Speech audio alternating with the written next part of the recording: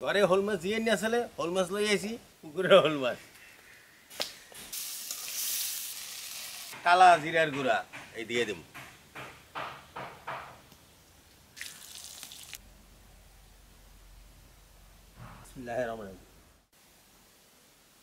আসসালামু আলাইকুম দর্শক আজ বৌমায় গাছ থেকে সাদা বেগুন তুলছে ঘরে হোল মাছ দিয়ে নিয়ে আসলে হোল মাছ লই আইছি এই হোল মাছ আমি ভুনা করবো আর বৌমায় ওই গাছের যে সাদা বেগুন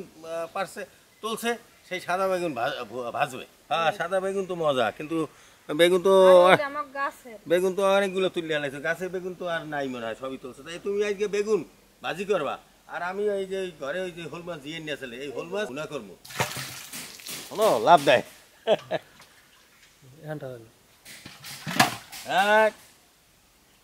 এই যে দেখছো রাজা হোল মাছ আজ ভুনা করবো দর্শক দেখেন পুকুরের হোল মাছ ও মায় সবকিছু গুছিয়ে দিতেছে এখন রান্না করে আসছি রান্না করবো তৈল পেঁয়াজ কুচি বৌমা বেগুনগুলো কুচিয়ে নাও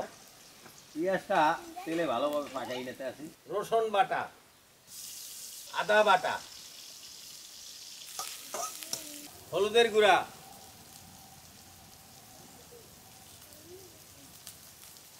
মরিচের গুঁড়া স্বাদ মতো লবণ শোল মাছ ভুনা করার জন্য মশলাটাকে ভালোভাবে কষাই নিতে হবে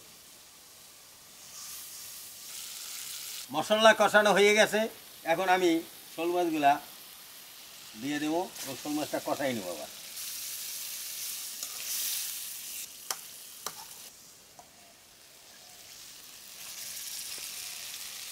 মাছটা কষানো হয়ে গেছে এখন পানি দিয়ে দেবো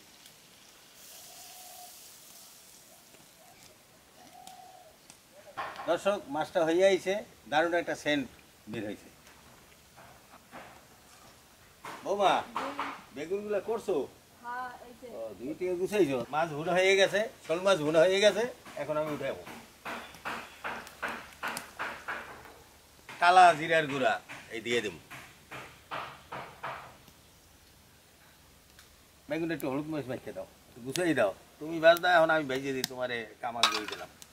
একটু হলুদ মরিচটা মাখিয়ে দাও লবণ টবণ দাও তেল গরম হয়ে গেছে দাও সাদা বেগুন খাইতে অনেক মজা অন্যান্য বেগুনের চাইতে দুবার তেলে ভাজবো এবার উল্টাই দেবো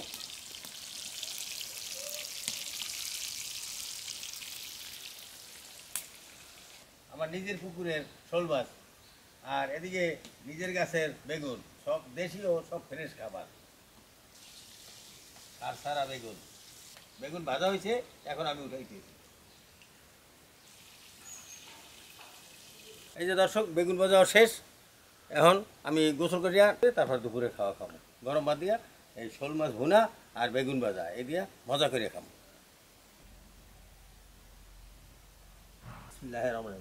গরম ভাতে শোল মাছ ভুনা আর বেগুন ভাজি তেলে ডুবো বেগুন ভাজি এর মজাই অন্য না আপনারা ভালো থাকেন সুস্থ থাকেন আমার জন্য দোয়া করেন আমিও আপনাদের জন্য দোয়া করি আগামী দিন নতুন ভিডিওতে আপনাদের সাথে দেখা হবে